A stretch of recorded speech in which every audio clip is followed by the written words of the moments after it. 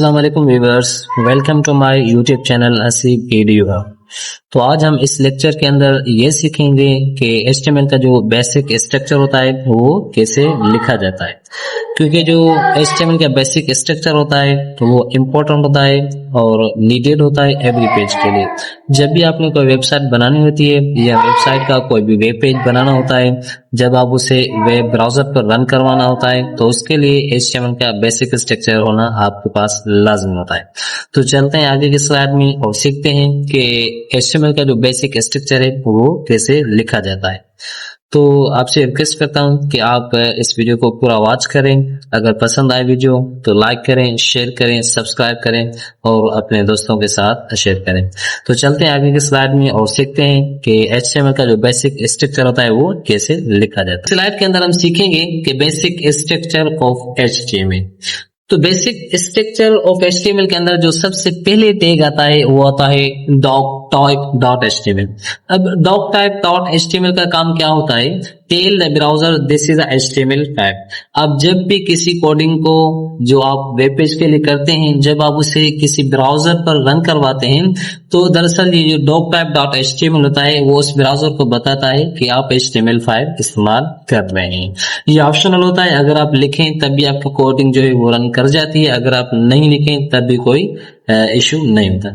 तो उसके बाद जो टैग आता है वो आता है हमारा HTML का tag. This is a container tag. HTML जो होता है वो हमारा एक कंटेनर टैग होता है। बाकी जो भी टैग होते हैं, जो भी चीजें होती हैं वेब पेज के अंदर वो हम HTML टैग के अंदर ही लिखते हैं। बाकी जो भी HTML के अंदर टैग्स आते हैं वो हम इस HTML के टैग के अंदर ही लिखते हैं, इसलिए हम इसको कंटेनर टैग कहते हैं। अब HTML के बाद जो टैग आता है वो आता है हेड टैग। अब जो हेड टैग होता है वो इनविजिबल कंटेंट जो है शो करता है, जो हमें वेब ब्राउजर पर शो नहीं होता।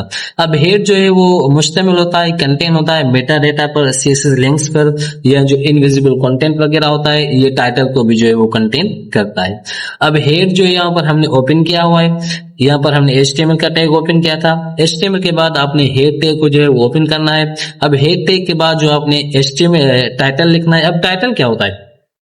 जब भी आप किसी वेब पेज बनाते हैं उस वेब पेज का आप क्या नाम देना चाहते हैं उसे हम टाइटल कहते हैं।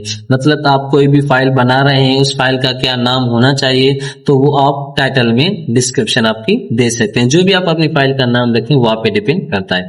यहाँ पर हमने टाइटल का टैग जो है वो ओपन किया है, तो यहाँ पर हमने टाइटल का टैग क्लोज भी किया हुआ है।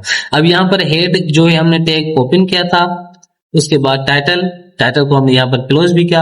अब जो हेड हमने ओपन किया है उसको क्लोज भी तो करना होता है, तो हम यहाँ पर हेड को भी क्लोज करेंगे। अब हेड के बाद जो टैग आता है वो आता है बॉडी टैग। हमारा मेन जो टैग होता है वो तो बॉडी टैग होता है, क्योंकि जो भी चीज, जो भी कंटेंट, जो भी इमेजेस, जो भी इनपुट हमें अपनी वेबसाइट पर या वेब पेज पर शो करवाना होता है वो सारा का कंटेंट जो होता है, वो सारा जो डेटा होता है, जो भी स्ट्रक्चर होता है वेबसाइट का वो तो हम बॉडी के अंदर लिखते हैं।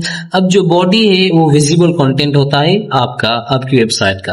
अब हेड के अंदर जो लिखते हैं वो तो हमें वेब ब्राउजर पर शो होता ही नहीं है। जो बॉडी के अंदर हम लिखते हैं वो दरअसल हमें सारा का सारा जो है हमारी वेबसाइट का जो भी स्ट्रक्चर होता है वो हमारा वेब पेज पर शो होता है। तो body is a section where we do most of work. So body एक ऐसा हिस्सा होता है जहां पर हम अपनी वेबसाइट का पूरा काम कर रहे होते हैं। तो यहाँ पर आप देख रहे हैं हमने बॉडी को ओपन किया टैग को, फिर हमने बॉडी टैग को क्लोज भी किया है। आपको ये भी याद रहना चाहिए कि अगर आपने किसी टैग को ओपन किया है फिर आपने उसे क्लोज करना है तो टैग जो क्लोज होता है वो फॉरवर्ड स्लैश के साथ क्लोज होता है। अगर आपने किसी भी टैग को क्लोज करना है तो आपने फॉरवर्ड की स्लैश लगानी है, जैसे यहाँ पर बॉडी में लगी हुई है या हेड में लगी हुई है, ठीक है। तो आप जैसे भी टैग के पहले आपने एंगुलर ब्रैकेट से स्टार्ट करनी है, उसके बाद अगर आपने टैग को क्लोज करना है तो फॉरवर्ड स्लैश देंगे, फिर अपना टैग लिखेंगे, वो टैग क्लोज हो जाएगा। अब उसके बाद ये जो हमने HTML का टैग ओपन किया था अब उसे हमने यहाँ पर बॉडी के बाद क्लोज भी करना है। तो यहाँ पर हमने HTML का जो एंडिंग टैग है वो हम यहाँ पर क्लोज भी कर चुके हैं। तो अब हम देखते हैं कि HTML की जो फाइल है वो कैसे बनाई जाती है। और उसे हम कैसे सेव कर सकते हैं, वेब ब्राउजर पर उसे कैसे रन करवा सकते हैं। तो यहाँ पर हमने नोटपैड को ओपन कर लिया है। अगर आप VS कोड को इस्तेमाल करना चाहें तो VS कोड को भी इस्तेमाल कर सकते हैं। तो सबसे पहले जो हमारा टैग आता है वो HTML का टैग आता है, तो हम HTML टैग को लिखेंगे, एंगुलर ब्रैकेट्स स्टार्ट करेंगे, HTML टैग लिखेंगे, एंगुलर ब्रैकेट्स को क्लोज करेंगे।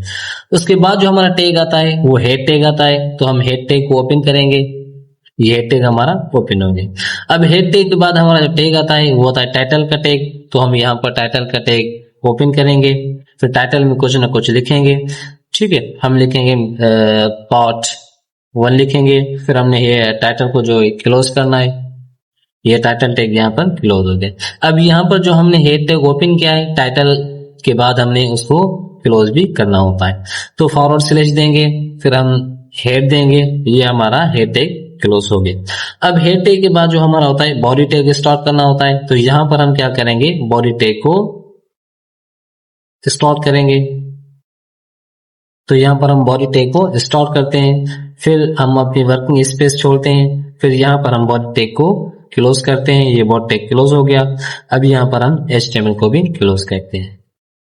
तो ये हमारा स्ट्रक्चर मुकम्मल जो कंप्लीट स्ट्रक्चर होता है वो हमने बना लिया है। अब इसे सेव कैसे करना है, तो Ctrl+S लगाएंगे, जिस भी लोकेशन पर आप उसे सेव करना चाहते हैं वो लोकेशन आपने चूज करनी है। मैं तो इसको डेस्कटॉप लोकेशन पर सेव करूंगा, तो हमने डेस्कटॉप को चूज कर लिया। यहाँ पर टेक्स्ट डॉक्यूमेंट लिखा हुआ है, यहाँ पर आपने ऑल फाइल्स करना है। यहाँ पर आप उस फाइल को जो डेस्कटॉप पर रखना चाहते हैं, यहाँ पर आप उस फाइल का नाम क्या रखना चाहते हैं वो आप नाम देंगे। मैं रख रहा हूँ फॉर एग्जाम्पल पार्ट 1 रख रहा हूँ। ठीक है, अब डॉट देकर के हम HTML को लिख देंगे, क्योंकि ये HTML डॉट के बाद जो हमने HTML लिखा है ये एक्सटेंशन होता है HTML का। तो अब हम इसे सेव करेंगे, पर आ गए हैं, तो हमारे पार्ट 1 के नाम से ये हमारी फाइल सेव हो गई है।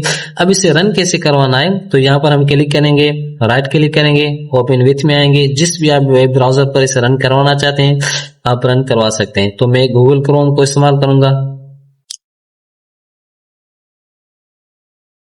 तो ये देखें हमारी फाइल जो है वो इजीली यहाँ पर रन हो गई है। अब यहाँ पर जो है ये देखें पार्ट 1 जो हमने टाइटल दिया था वो पार्ट 1 शो हो रहा है, मगर यहाँ पर ये जो हमारी वर्किंग स्पेस है यहाँ पर कुछ भी शो नहीं हो रहा। तो ये शो क्यों नहीं हो रहा, क्योंकि हमने बॉडी में कुछ लिखा ही नहीं। फॉर एग्जाम्पल हम बॉडी में आकर के कुछ ना कुछ लिखते हैं, कोई ना कोई पैराग्राफ टैग लिखते हैं, तो यहाँ पर हम पैराग्राफ टैग लिखते हैं, यहाँ पर लिखते हैं this is a HTML web page. तो यहाँ पर हम पैराग्राफ को क्लोज करेंगे, Ctrl+S पे प्रेस करेंगे। अब सेम वेब ब्राउजर पे जाएंगे, अब यहाँ पर हम रिफ्रेश करेंगे। तो देखें जब भी हमने बॉडी में कुछ लिखा तो वो हमारा फौरन वेब पेज पर शो हो गया। तो आज के लिए इतनी क्लास काफी है, मिलते हैं आगे की क्लासेस में। Thank you so much.